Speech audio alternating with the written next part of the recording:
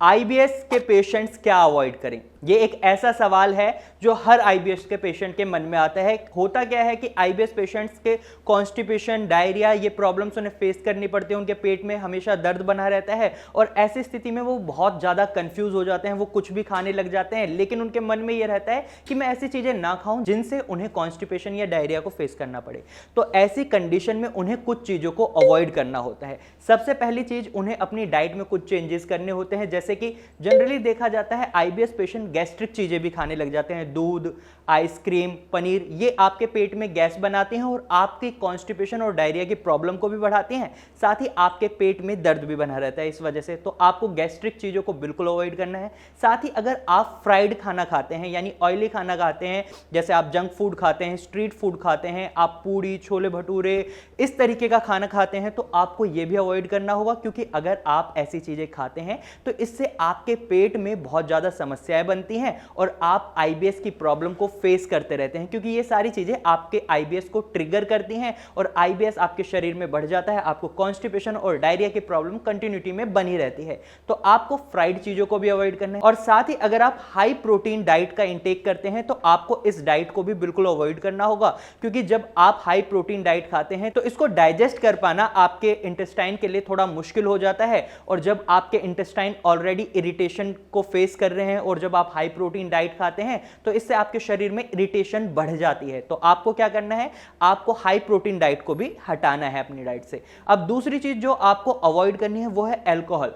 Generally IBS के patients alcohol stress को कम करने के लिए पीते हैं या उनको आदत लग जाती है। इस वजह से भी आईबीएस के पेशेंट अल्कोहल को अवॉइड नहीं कर पाते। और ये अल्कोहल एक ऐसी चीज है जो आपके लीवर को डैमेज करती है और जब आपका लीवर डैमेज होता है तो कहीं ना कहीं आपके डाइजेशन प्रोसेस को इफेक्ट करता है। और जब आपका डाइजेशन प्रोसेस इफेक्ट होता है तो इससे क्या होता है, आपकी आईबीएस की प्रॉब्लम फिर से ट्रिगर हो जाती है। आपको कॉन्स्टिपेशन और डायरिया दोनों को फेस करना पड़ता है। कभी आपको कॉन्स्टिपेशन फेस करना पड़ता है, कभी आपको डायरिया, या फिर आप डायरिया को ही फेस करते रहते हैं या फिर कॉन्स्टिपेशन को। ये person to person, patient to patient अलग अलग चीजें उन्हें फेस करनी पड़ती हैं। तो ऐसे में आपको क्या करना है, अल्कोहल को भी अपनी डाइट से बिल्कुल अवॉइड करना है। तीसरी चीज जो पेशेंट्स को बिल्कुल अवॉइड करनी है वो खाना खाने के बाद जो उनकी लेटने की आदत है, इसे उन्हें बिल्कुल अवॉइड करना होगा। कई बार क्या होता है, ऑफिस शेड्यूल्स के कारण या उनका डे शेड्यूल कुछ ऐसा हो जाता है, वो ऑफिस से लेट आते हैं और घर पर खाना खाते हैं और खाना खाने के तुरंत बाद बेड पर लेट जाते हैं। तो इससे क्या होता है, उनकी कॉन्स्टिपेशन और डायरिया की प्रॉब्लम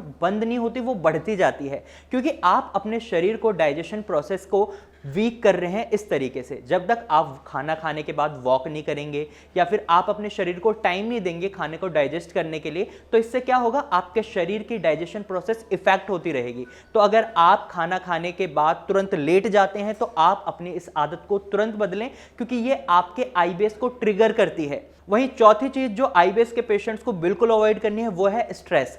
क्योंकि आईबीएस के पेशेंट्स स्ट्रेस ज्यादा लेते हैं तो उनका आईबीएस ज्यादा ट्रिगर होता है। ये हर पेशेंट में हमने देखा है। सबसे ज्यादा कॉमन कॉज आईबीएस का स्ट्रेस होता है, जिसकी वजह से पेशेंट्स में आईबीएस ट्रिगर होता है। तो ऐसे में आपको क्या करना है, आपको स्ट्रेस को अवॉइड करना है। क्योंकि जितना ज्यादा आप स्ट्रेस लेते हैं उतनी ही ज्यादा आपकी इंटेस्टाइन इरिटेट होती हैं और इससे क्या इफेक्ट पड़ता है, आपको कॉन्स्टिपेशन और डायरिया को फेस करना पड़ता है। साथ में आपके पेट में दर्द बना रहता है। कई बार पेशेंट्स के पेट में ब्लोटिंग हो जाती है, पेट फूला रहता है उनका, मतलब अलग अलग तरीके की उनको कई समस्याओं को फेस करना पड़ता है। ऑफिसेज में पेशेंट्स बहुत ज्यादा इरिटेट हो जाते हैं।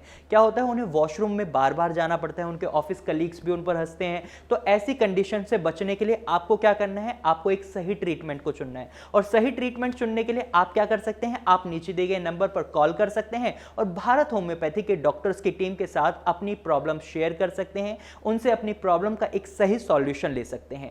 तो मैं उम्मीद करता हूं इस वीडियो में आपको यह समझ आ गया होगा कि आईबीएस के पेशेंट्स को कौन कौन सी चीजें हैं जो बिल्कुल अवॉइड करनी है। अगर आप आईबीएस के पेशेंट हैं तो देर ना करें, तुरंत ही ट्रीटमेंट लें। तो आज की वीडियो में सिर्फ इतना ही। मुझे उम्मीद है आपको ये वीडियो अच्छी लगी होगी। अगर आपको ये वीडियो अच्छी लगी है तो आप इसे लाइक करें। साथ ही अगर आपको ये जानकारी यूजफुल लगी है तो आप इसे अपने दोस्तों और रिश्तेदारों के साथ जरूर शेयर करें। साथ ही अगर आप ऐसे ही इंफॉर्मेटिव वीडियोस और देखना चाहते हैं तो आप हमारे चैनल को अभी सब्सक्राइब करें। Thank you for watching.